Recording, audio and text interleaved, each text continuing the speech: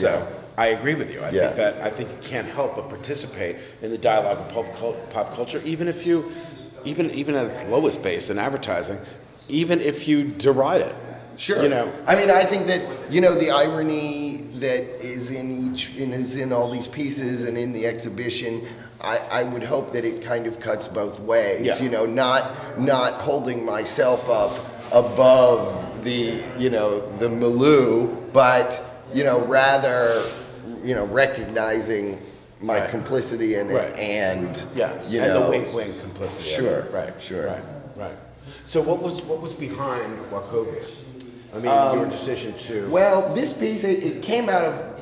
It began with the kind of the formal play between this little object that I had created in the studio, and when I recognized, you know, its likeness to the Masonic symbol on the dollar bill. So, and then only after that was I looking for a way to kind of turn it into an advertisement.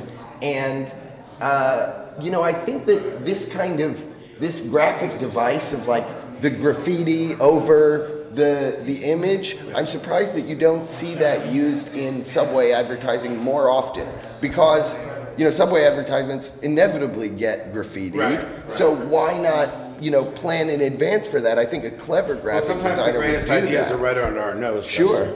You know, this is the thing.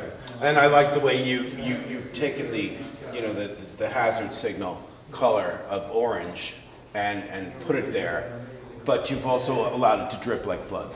Yeah. You know. I mean, I like to work with a lot of color, and I think that, you know, the objects should be visually compelling and interesting. I wouldn't, you know, and then I think of that as kind of a socialized veneer that allows the viewers to enter the work, and then they will begin to kind of discover all the little jokes and perversities and controversies that play, you know, different kind of moral standpoints off of one another. Okay. Yeah. I actually, there's a particular kind of cultural production that I really cannot stand, which is they usually call it culture jamming, and it's kind of exemplified by this magazine Adbusters. Oh yeah. And in certain ways, I think my show has something in common with that. But I see that as being this incredibly oversimplified... Yeah, or killjoys. Yeah. You know, they take a lot of the fun out of what you're finding a source for, as a source for you, is both amusing and is satirical. Yeah. You know, so...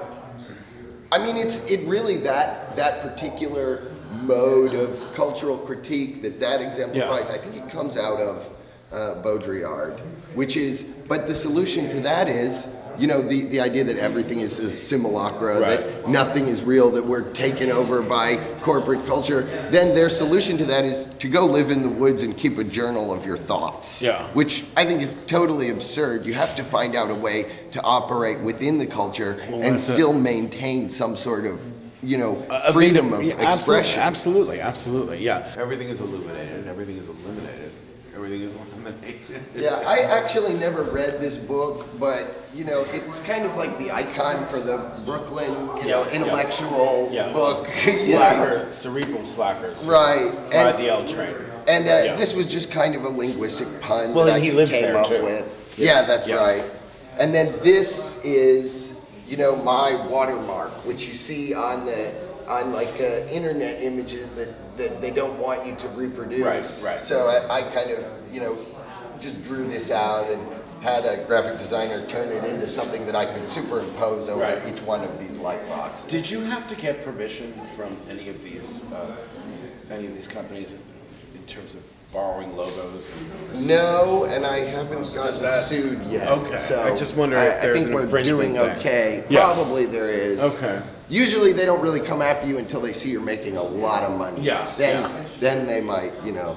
But it could. Well, we won't. We'll save it for a minute. Just curious though. I like the way you lifted it. Yeah. And now we're coming to one of my favorites. Well, I'm base enough to be that obvious. Yes. This one.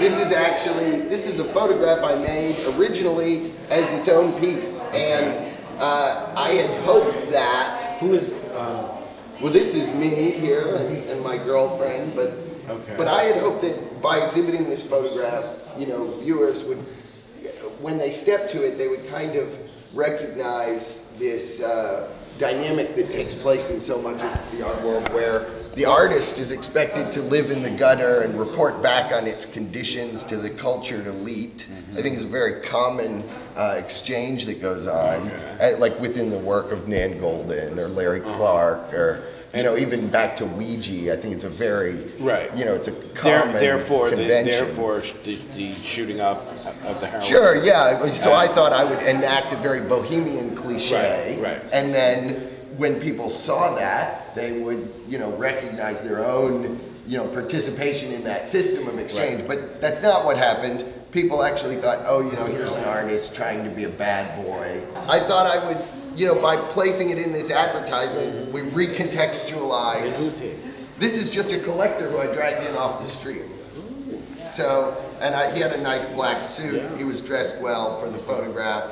So, you know, by recontextualizing it as like, here is the act of viewing the thing, and then we turn it into an ad, it for kind fashion, of becomes because degraded. but it's product, so it's not really, it's not directly about fashion. Right, it's no. About, it could even be a Marc Jacobs ad. Sure, in the way he tries to, you know, show art as a statement of his own reflection. Yeah, with the Jürgen Teller photo. Yeah. Jean Cocteau has a great quote that I love to repeat to people, which is that art produces ugly things which occasionally become beautiful with time, whereas fashion produces beautiful things which inevitably become ugly with time.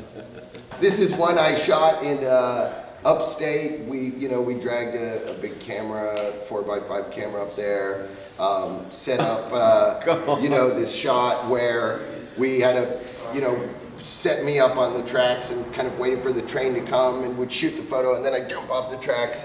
But well, actually, is this an oncoming train? Yes, that's an oncoming train. What were they thinking? The Metro North. They were, you know, blowing their horn. They weren't so happy. Okay, did you leave your wheelchair on the track? No. We pulled it off. The train is actually further away than it looks here. Objects appear closer in the rear field that was going on in the photo. But this one I turned into an ad for Lexapro, which is an antidepressant. Right. And you know, which they're now telling people to rethink.